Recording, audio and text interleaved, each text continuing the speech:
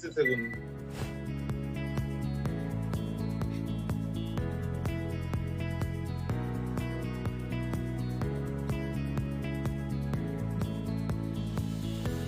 Hola, ¿qué tal? Bienvenidos a Cuéntame. Yo soy Alma Bernal desde Toluca, Estado de México. Hoy es 10 del 10. Es como un número mágico y demás, ¿no? Estamos 10 de octubre del 2025, 9:19 de la noche. Por cierto, ya vieron que ya empezamos un poquito más tarde, sobre todo, pues, como dice el doctor, para que nos preparemos, nos tomamos nuestro café y demás. Por cierto, cuéntenos cómo están preparándose, ya están preparándose para esta hermosa festividad.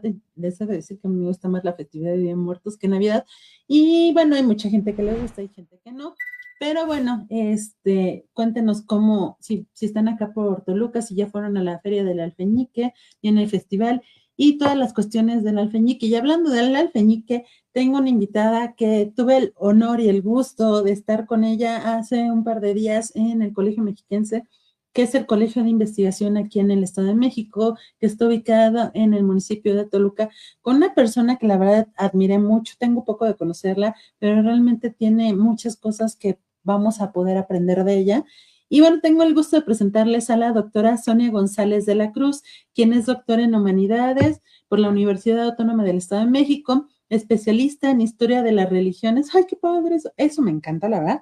Por la Escuela Nacional de Antropología e Historia, se desempeña como docente en la Facultad de Humanidades de la UAMX, es invitada frecuente a la Universidad Pedagógica Nacional para impartir conferencias sobre la enseñanza-aprendizaje de la historia enfocada al patrimonio cultural. Es delegada del Estado de México ante la Red Mexicana de Historia, en donde ha organizado y participado de manera directa en varias actividades culturales y académicas. Tiene una trayectoria de más de 20 años en la difusión y divulgación del conocimiento. Ha participado como conferencista en congresos nacionales e internacionales enfocadas a la interdisciplinidad de las ciencias sociales orientadas a la religiosidad, patrimonio cultural y educación. Sus líneas de investigación son la religiosidad popular en los contextos históricos y culturales, las transformaciones de las instituciones religiosas en el contexto del simbolismo, cosmovisión y saberes educativos en el entorno patrimonio cultural en el Estado de México, y además es un miembro activo en las temporadas de Upcast con los temas sobre mosaico de religiosidad popular en diversas culturas en México. Y bueno, pues tengo el gusto de presentarles después y tendríamos aquí, nos podríamos echar 3 programas con solo el currículum de la doctora Sonia González. Con ustedes la doctora. Doctora, bienvenida, ¿cómo estás? Muy bien, Rocío, muchas gracias por la invitación y es un placer estar aquí en tu programa. No, al contrario, pues muchísimas gracias, doctora. Tener invitados de su niveles nos hace increíble estar aquí en Cuéntame. Es por eso que yo siempre les digo, señores, vean el programa, no vean a la conductora, vean a los invitados. La verdad es que está increíble todo lo que se va a manejar. Bueno, doctora, pues la verdad es que les estaba diciendo que hace unos días tuve el gusto de coincidir en una mesa sobre el alfeñique en el Colegio Mexiquense. Sí, de hecho fue una mesa bastante nutrida, sobre todo por los especialistas, hay quienes se han enfocado pues al tema. Yo de hecho lo manejo de manera muy general, sobre todo en cuestión de cosmovisión de los pueblos, cómo lo han considerado, de qué manera hacen toda esta parte del ritual, sobre todo el 2 y 3 de noviembre. No, y sobre todo que hablabas algo bien interesante, fíjense lo que nos decía la doctora y creo que es muy importante reconocerlo, la importancia y la relación que tiene que ver esta festividad con la cosecha, eso es súper importante, ¿no, doctora? Sí, de hecho, a veces cuando nosotros hablamos del Día de Muertos pensamos que solamente es el ser humano, pero yo les comentaba que, por ejemplo, en cuestiones agrícolas manejamos todo un ciclo, entonces que comienza desde el día 2 de febrero con la bendición de semillas, en abril, mayo con la siembra, en agosto con la cosecha de los primeros elotes y precisamente en octubre, noviembre, que son las cosechas y que tienen que ver con esta parte, pues ya de las secas, esta parte del Día de Muertos, porque se hace en el inter de esta celebración, que a nivel nacional, pues es muy importante, sobre todo para las comunidades indígenas. Y esta cuestión del calendario ya sabemos que pues ha cambiado bastante, que ya no todos se dedican a esta actividad. Sin embargo, pues las comunidades que aún una de sus prioridades es precisamente el campo, pues llevan todo este ritual. Ahorita yo también les comentaba que se ha modificado precisamente por estos cambios. Ahorita en octubre todavía tenemos lluvias cuando ya debería de estar temporada de secas. Entonces, todas esas transformaciones también del ambiente, del territorio, pues se ven manifestadas en estas, pues en este tipo de cosmovisiones, sobre todo de los pueblos. Eso es muy interesante acerca de todo esto de una festividad. Incluso, bueno, déjenme les digo que estamos por empezar con una investigación ahí interesante de la muerte con las festividades. Y qué interesante, ¿no? Cómo la muerte, a pesar de que a muchos les asusta, pues está en todas las festividades, ¿no? Y sobre todo en este Día de Muertos, las cuestiones de la ofrenda, que no nada más es ir y poner esa combinación de religiones o de identidades entre la prehispánica con los pueblos originales, con lo que es no nada más aquí en Toluca, en diferentes estados de México, en todo el país más bien, y además lo que es la cultura española, ¿no, doctora? Sí, de hecho en las cosmovisiones también se le considera la muerte no como ese final absoluto, sino también como un tránsito a esta parte, pues, de una vida mejor. De hecho, en algunos cánticos, por ejemplo, que se llevan a cabo cuando una persona fallece, dicen así, hay que morir para vivir. Y también algo muy importante, ¿no? Que, por ejemplo, comentan algunas, ahora que hago entrevistas, esta parte de trabajo de campo, en algunos testimonios indican que cuando nace una persona lo que deberíamos hacer es llorar, no hacer fiesta. ¿Por qué? Porque finalmente está viniendo a este mundo a sufrir. Y cuando alguien muere, deberíamos de hacer fiesta, porque finalmente, pues ya va a llegar una vida, ya descansa, ya pues no va a tener ninguna preocupación, se va a ir directamente a un lugar bonito. Entonces, así lo consideran en esta parte de la cosmovisión. También, pues, en muchas de las culturas indígenas, sobre todo de América, pues la muerte también se le considera como un viaje, pues, a otros mundos, un renacimiento, este afán, ¿no? de, eh, de separar, por ejemplo, lo terrenal de lo celestial. En esta parte de lo celestial, pues es donde están los ángeles y también lo relacionan con los santos. Por eso cuando les comentaba de este ciclo agrícola, pues también dentro de este marco de las festividades y dentro de este marco del ciclo, pues también aparecen pues varios santos, varias vírgenes que tienen que ver pues con esta parte del inicio de la bendición, por ejemplo, de las semillas hasta el día que cosechan en las comunidades. Podríamos poner como ejemplo el famoso San Isidro Labrador dentro del municipio de Metepec. ¿Podríamos poner como ejemplo esto?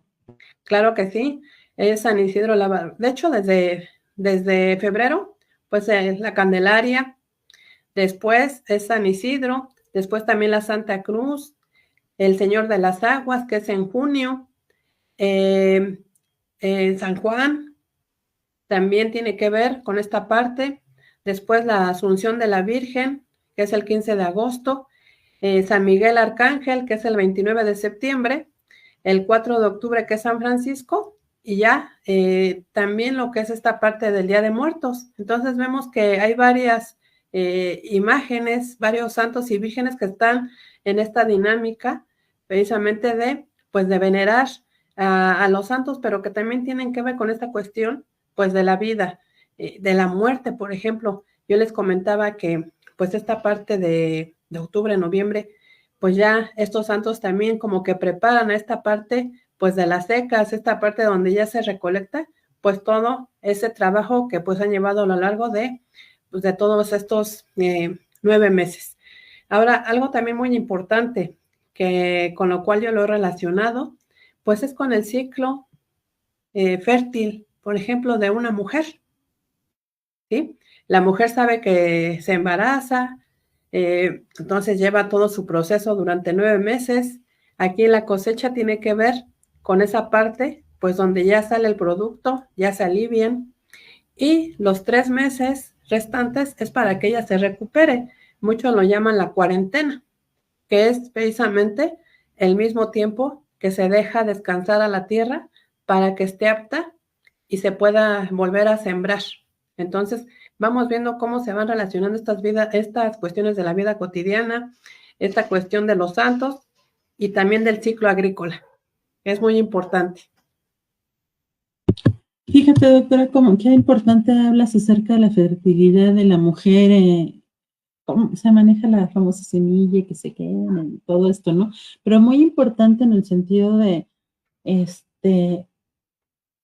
que tiene que ver la madre tierra en los pueblos originarios, a diferencia de, pues, otro tipo de situaciones, ¿no? De dónde venimos, a dónde vamos, y todo tiene un conjunto o tiene un significado en este sentido, que va más allá de lo trascendental, ¿no?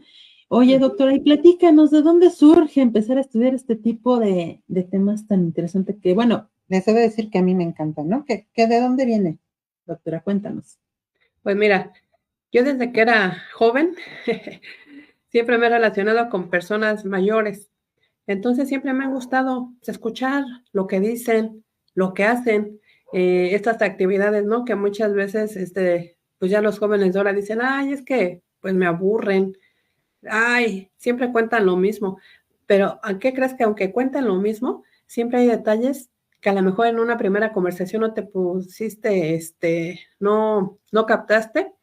Y ya cuando son varias descripciones sobre lo mismo, tú vas encontrando detalles que a ti te van atrayendo. Ahora, esta cuestión a mí me interesó desde hace mucho tiempo esta cuestión de las mayordomías, de sistema de cargos, y entonces yo ya fui desprendiendo cada uno de estos elementos, sobre todo, porque como lo mencioné, ¿no? Me enfoqué precisamente a este ciclo agrícola, pero también al año litúrgico, es decir, que todas las festividades que se llevan a lo largo del año en algunas comunidades. En algún momento, pues también hice diferencias, por ejemplo, entre los santos, es decir, que a lo mejor, pues San Mateo, ¿no? El Santo San Mateo, pues se venera de una forma en San Mateo Atenco, en otra, de otra forma en San Mateo Zacatipan, en San Mateo Xotitlán. Entonces vamos viendo que, aunque es el mismo santo, la organización de la gente, esta cuestión del desembolso, del prestigio, de la identidad que le da cada comunidad, eso a mí me pareció muy interesante. Entonces, trabajo fue que empecé a hacer mis primeras entrevistas, que de ahí, pues me fue llamando más la atención, y no solamente en este tipo de cuestiones, ¿no? Sino también en esta parte, por ejemplo, más adelante de la indumentaria, de qué tipo de transformaciones había surgido con esta cuestión del paisaje natural al paisaje ritual. Entonces, como verás, de un tema, pues van surgiendo varias líneas de investigación, las cuales pues a mí me han ayudado, sobre todo a comprender también la historia de las comunidades, porque a veces es muy fácil decir, no, pues es que yo no entiendo, o yo no sé para qué gastan tanto en un castillo, o yo no sé para qué gastan tanto en una comida. Eso que hacen a nivel comunidad, pues es precisamente lo que les da identidad a nivel local. Entonces a mí me parece muy interesante pues abordar ese tipo de temas que sobre todo en las juventudes, ¿no? En las infancias pues también ya no las consideran muy, muy importantes, pero finalmente pues son historias de vida, son historias de generaciones. Claro, han sufrido cambios, algunas cuestiones han permanecido, sobre todo pues también derivado, por ejemplo, de los fenómenos naturales, derivado ahora lo más reciente de la pandemia, de varias cuestiones. Entonces, ahí también, pues es un elemento interesante, pues que hay que ir rescatando, porque, pues, a lo mejor cada año se lleva la fiesta, pero cada año tiene su toque. porque aparte son las generaciones, ya no son las mismas, ¿sí? Entonces cada quien le va dando pone su granito de arena. Entonces, pues a mí por eso me gusta toda esta parte, sobre todo porque yo siento que es un rescate, pues a nuestras tradiciones, a estas costumbres, en algunas comunidades a estos usos y costumbres también que se llevan a cabo y que tienen que ver con toda esta organización social, religiosa, ritual, de cosmovisión. Vamos a lo mismo, el sincretismo religioso, ¿no? Cómo se va combinando y los santos con los dioses antepasados, la sincronía de estos pensamientos, de festividades, que bien lo mencionas, ¿no? Cada quien lo va haciendo de diferente forma, pero ¿en qué momento van cambiando, no? A mí me gustaría que nos platicaras un poquito, ya que estamos tratando este tema. ¿Cómo es que surge este tipo de festividades? ¿A partir de qué momento? Porque obviamente, pues, la evangelización, si podemos verlo así, no fue tan fácil ni no fue tan dulce como nos los manejan, ¿no? Fue imponer pues, a los originarios de aquí, de la Nueva España, que era todo Mesoamérica, cómo se le impuso la religión, ¿no? A ver, platícame, ¿de dónde crees que surge estas tradiciones ya cuando se empieza ya a aceptar como tal? Pues sí, efectivamente, con la llegada de los españoles, pues a tierras americanas, pues lo que quieren es implementar lo que es la religión católica, ¿sí? Entonces, pues a cada una de las comunidades le dieron tanto el nombre político como el nombre religioso. ¿Y por qué los fueron adaptando? Recordemos que uno de los elementos que trajeron en primera instancia fueron las cruces.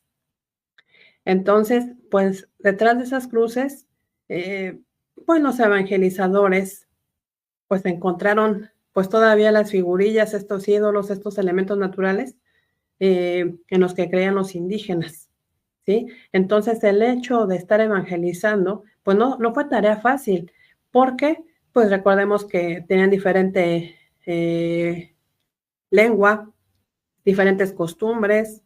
Ahora,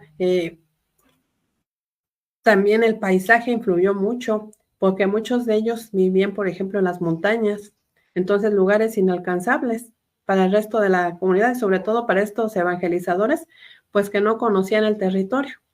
Entonces, sí les costó trabajo, pero pues también una de las formas, y eso se maneja, por ejemplo, en documentos, estas fuentes también historiográficas que también pues son muy ricas y que se han especializado, por ejemplo, en este tipo de temas, muchos de ellos mencionan que el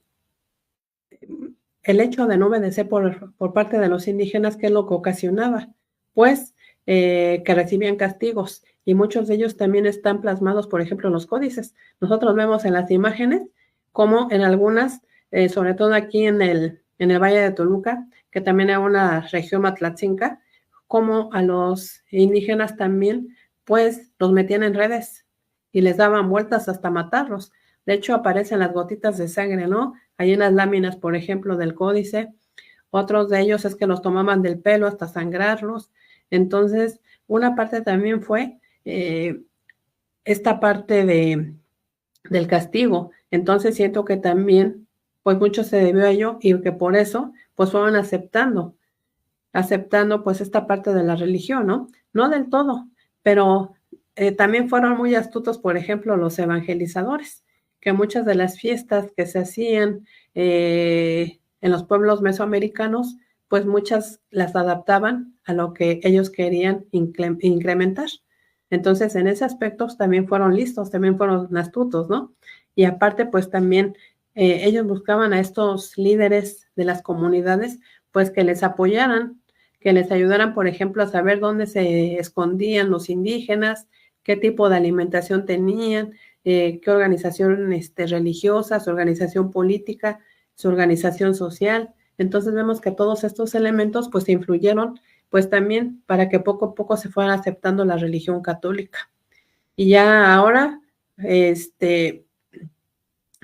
también vemos esta situación sobre todo en algunas comunidades está más arraigada, ¿sí? En algunas comunidades es netamente, por ejemplo, la mayoría de la población es católica. Sabemos que hay otras religiones, pero la que prevalece, pues, es la religión católica con esta, sobre todo, variedad de santos, vírgenes y niños Dios que se veneran a lo largo del año. Y a final de cuentas, dioses antiguos, ¿no? Con cara de, conquista. Oye, y platícame un poquito acerca de todo esto que has estado investigando, de todos los lados y demás, acerca de la red mexicana de historia, cómo es estar en esta red, quiénes están, cómo pueden entrar por aquellos que les interesaría. Sí, mira, pues esta red se formó hace 4 años. De hecho, apenas fue nuestro aniversario el día 27 de septiembre. Y pues la crearon 2 maestros interesados precisamente en la divulgación y difusión de la historia, ¿sí? Entonces ellos abrieron convocatoria para que quienes estuvieran interesados en ser parte de la red como delegados o subdelegados, pues mandábamos nuestra ficha curricular y pues el interés, esta carta de motivos. Entonces ellos, me imagino que ya teniendo pues varias solicitudes, pues organizábamos también así una entrevista y preguntaban el por qué querías estar allí, cuál era el interés, que si estabas dispuesto también sobre toda esta parte de la difusión y divulgación de la historia. Entonces, a mí de hecho me entrevistaron y pues yo quedé como delegada del Estado de México. Y en algún momento tuve una subdelegada, pero por cuestiones que, sobre todo que no tenía mucho tiempo para dedicarse a esta labor, pues decidió pues abandonarla. Entonces ahorita nada más estoy yo como titular de la delegación del Estado de México ante toda la red. También nuestro presidente, pues inicial, era de San Luis Potosí, ahorita ya dejó el cargo y nuestra presidenta es de la Ciudad de México. Entonces somos un colectivo que pues nos dedicamos precisamente a esta parte de la difusión, de la divulgación, es decir que, por ejemplo, si alguien está interesado, pues nos puede contactar, ¿sí? Y nosotros, pues ya, si me dice, ¿sabes qué? Yo quiero presentar, tengo el interés de presentar un libro, quiero dar una ponencia, una conferencia, ya nada más checamos nosotros la agenda. Por ejemplo, en este caso, si alguien está interesado de aquí del Estado de México, me puede escribir y yo le paso los días que están disponibles. Entonces ya me da su tema, sobre todo para agendarlo, se hace un banner y se difunde. Y estas son actividades que se quedan grabadas precisamente en la misma red mexicana. Es decir que si sus invitados no tuvieron la oportunidad de verlos en el momento, pues pueden ver la grabación y pueden, de hecho, hacer preguntas. Y constantemente se están revisando y ya la persona que dio la actividad, pues puede contestar a todas esas dudas, comentarios, sugerencias y demás.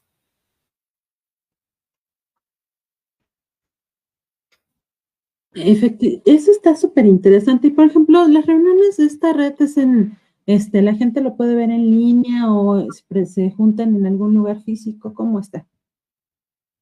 No, como somos de diferentes estados, la única ocasión que nos vemos es cada año cuando se hace el Congreso Nacional de la Red Mexicana de Historia. Pero todas nuestras reuniones son virtuales. De hecho, las reuniones y las participaciones de quienes así lo desean también son virtuales. Este congreso más reciente que tuvimos fue en agosto y fue en Morelia. También se hace, por ejemplo, fue en Morelia y previo a ello nos dicen quienes han tenido una actividad, sobre todo a lo largo del año.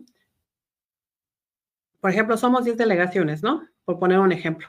De esas 10 delegaciones, en constante participación solamente son 5. Entonces la presidenta en este caso dice, ¿sabes qué? Quienes quieran concursar para que su delegación el próximo año sea la sede del Congreso, puede hacerlo y ya nos indica quiénes somos. ¿Sí? Entonces, para el próximo año va a ser en Yucatán el Congreso. Regularmente son entre los meses de julio y agosto. Y esto se tomó a consideración porque en esos meses es cuando regularmente nosotros tenemos vacaciones, los que somos docentes, los que es periodo en que no hay problema en viajar. Por eso se acordó, porque antes se hacía en septiembre y pues muy poca gente iba. Entonces, ya cuando indican que cuáles delegaciones son las que van a concursar, nosotros, los mismos delegados de otros estados, votamos y ya queda un ganador. Y por ejemplo, este año, ¿no? Que fue en Morelia, ya ese mismo, cuando concluye el Congreso, se notifica a dónde será la próxima sede. Pero todo es en consenso con nosotros y todo es en vivo. O sea, no hay de que, es que yo pensé que yo iba a ganar, no. Todo es en vivo y se dice el porcentaje de cuántos votos tuvo cada quien. Entonces, todo es muy legal. Y por ejemplo, o sea, aunque no puedas ir a las reuniones, ¿tú puedes seguir siendo parte de la red o esas fuerzas tienen que ir? Sí, de hecho uno de los requisitos, como las reuniones son cada mes, uno de los requisitos es que uno no falte.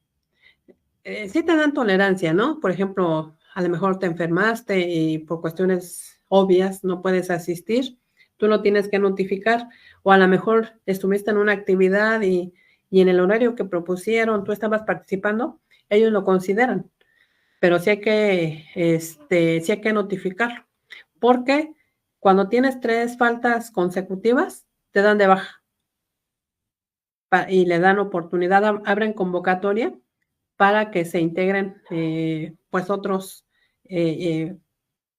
interesados.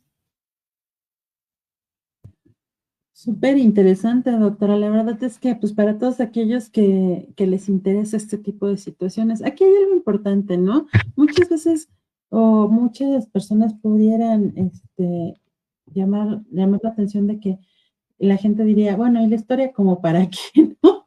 ¿Tú qué les podrías responder en este sentido? ¿Por qué estudiar la historia? ¿La historia para qué? Y la historia para quién, ¿no? La historia para qué, mira, dicen que la historia es cíclica, ¿sí? De hecho, hay varias corrientes que indican que la historia es cíclica. ¿Y a qué se refiere eso? A que hay algunos acontecimientos, algunos hechos históricos que vuelven a repetirse. Por ejemplo, esta cuestión de los sismos, ¿no? Cuando pasó en el 85, nosotros no estábamos preparados para ello. Entonces hubo bastante decesos precisamente por la misma situación, porque no se tenía este conocimiento. Ya posteriormente se empezó a implementar, ¿no?, esta cuestión de las brigadas de protección civil y demás. Entonces, el hecho de que uno conozca la historia es precisamente en principio, para ver de dónde venimos. En segundo lugar, para ver toda esta trayectoria, todo lo que han vivido pues, nuestros antepasados.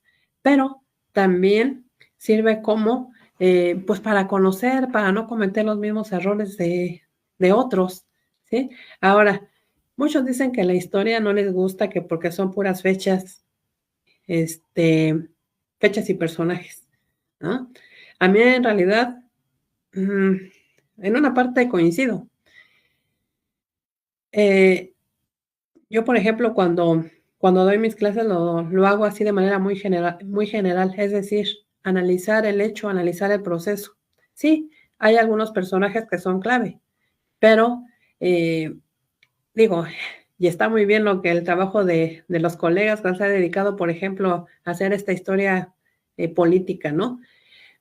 Pero yo digo que no sirve tanto de pues en tal fecha ocupó la presidencia fulano de tal, después la dejó por 3 meses y se la dejó a cierto personaje y después volvió a regresar. No, yo creo que eso también confunde a la gente, ¿no? Entonces yo sí doy pues las clases, sobre todo considerando pues aspectos generales. Yo creo que es más interesante esta historia no oficial, sino esta historia como lo maneja también la corriente de los anales. Recordemos que esta corriente pues tiene 4 etapas. Surge en 1929 con Max Bloch y Lucien Febvre. Ellos precisamente veían, porque ellos salían mucho, ¿no? De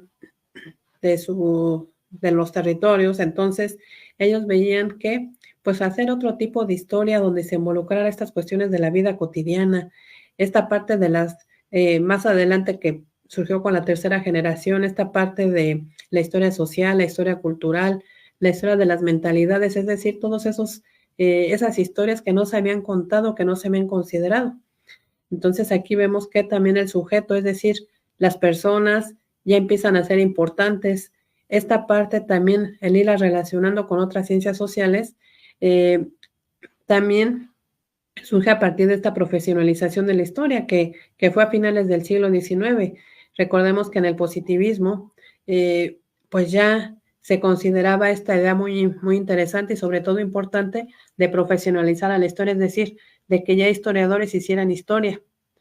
A veces los mismos historiadores hacen tanta historia para ellos que también no ven el lenguaje, ¿sí? Entonces, yo, por ejemplo, cuando empecé a estudiarla, había términos que no entendía, ¿sí? Entonces, también ahí hay que escribir, pues, una historia general, una historia con un lenguaje que conozcamos todos, ¿sí? Sin caer, claro, en lo vulgar, ¿sí? Entonces, estos conceptos que también están en la vida cotidiana, los podemos emplear para, pues, dar este tipo de, hacer este tipo de historia, ¿sí? Entonces, considero que, pues, el hecho de manejar estos temas, también de manera global, de manera general, pues, también ayudan a comprender los contextos en los que se viven, por ejemplo, pues, a nivel local. Cómo es, efectivamente, cómo hablas acerca de las festividades, cómo se van cambiando, ¿no? Y aparte hay algo bien importante, o sea, aquí en Toluca, en todo lo que es el Valle del Matlacinco, cómo, cómo va manejándose ese tipo de situaciones, que a pesar de que es Toluca, en las diferentes delegaciones se puede encontrar, ¿no? Y digo, ya no estoy hablando del Estado de México, porque sería impresionante, pero en el Valle de Toluca, aquí mismo en Toluca, ¿no? Sí se pueden llegar a ver como muy marcadas las diferencias o no, doctora. Claro que sí. Fíjate que a veces, comunidades muy cercanas se llevan de diferente forma. Pero también hay que comprender cómo ha sido considerado, por ejemplo, estos personajes que encabezan estas fiestas. Por ejemplo, el término de mayordomo, por ponerte un ejemplo nada más. Este término pues surgió desde la época colonial, ¿sí? Del siglo XVI, XVII, pero tenía funciones muy diferentes a lo como lo conocemos ahora. Por ejemplo, en ese momento, pues el mayordomo era aquella persona servicial, es decir, que apoyaba y trabajaba con los amos, con estas personas que tenían los recursos para poder contratarlos ahora. No solamente se alquilaban ellos como varones, sino pues también toda su familia pues estaba involucrada porque las señoras cuidaban a los niños de estos pues, altos personajes, ¿no? Eso fue principios del 16, 17. Más adelante, pues los mismos patrones vieron que pues el hecho de haber convivido tanto tiempo con ellos, de tener esta cultura tan cercana, porque pues ellos convivían con toda esta parte de los intelectuales, entonces los fueron proponiendo para ocupar cargos políticos. Entonces ahí ya fue cambiando esta situación, ¿no? Después, ya para el siglo XIX, se le enfocaba más a estas cuestiones piadosas. También recordemos que a finales del siglo XVII hasta el XIX también esta cuestión de las cofradías, es decir, de estas hermandades, de estas uniones que pues se enfocaban o se dedicaban a ir, sobre todo los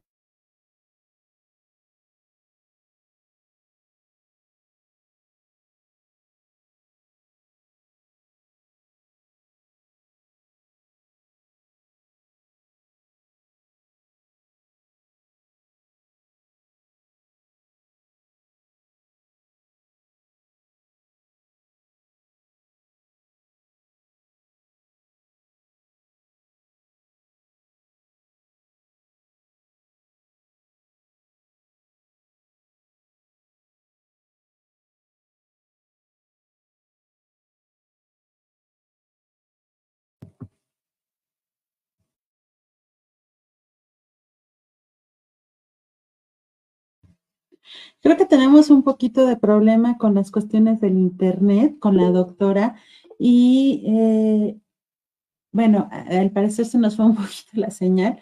Bueno, pues yo creo que ya se salió la doctora. Y bueno, pues antes de irnos, pues quiero comentarles que vamos a tener una segunda parte de esta entrevista. Y bueno, pues les agradezco mucho a los que estuvieron hoy aquí en Cuéntame. Vamos a tener la segunda parte con la doctora Sonia. Y bueno, pues antes de irme, nada más recordarles que el día de mañana tenemos el quinto encuentro de cuentacuentos en la Casa de las Diligencias de 3 de la tarde a 6:30 de la tarde, si andan por aquí por Toluca. Y bueno, ya estaremos platicando de otras actividades. Le agradezco al doctor Oscar, tu apoyo. Y bueno, nos estamos viendo la próxima semana. Tengan muy buenas noches. Hasta luego.